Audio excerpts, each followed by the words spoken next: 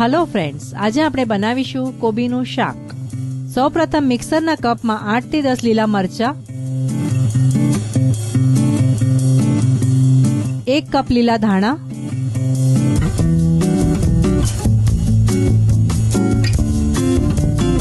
અને 8 થી 10 લસણની કળીઓ લઈને પેસ્ટ બનાવી લઈશું.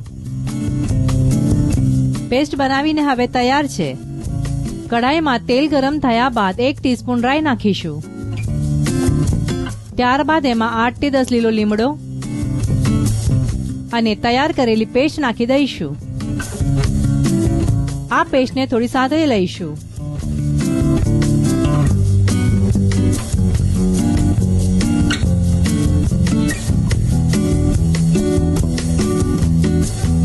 ત્યારબાદ એમાં હાફ ટીસ્પૂન હળદર નાખીને મિક્સ કરી લઈશું.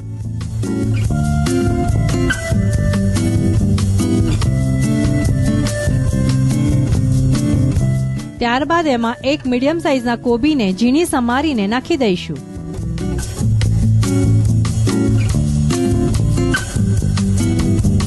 કોબી નાખીને સારી રીતે મિક્સ કરી લઈશું.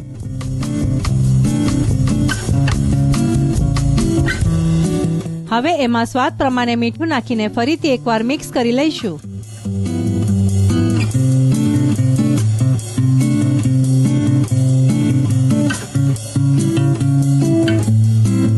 કઢાઈને ઢાંકણ લગાવીને 5 થી 7 મિનિટ સુધી કૂક થવા દઈશું.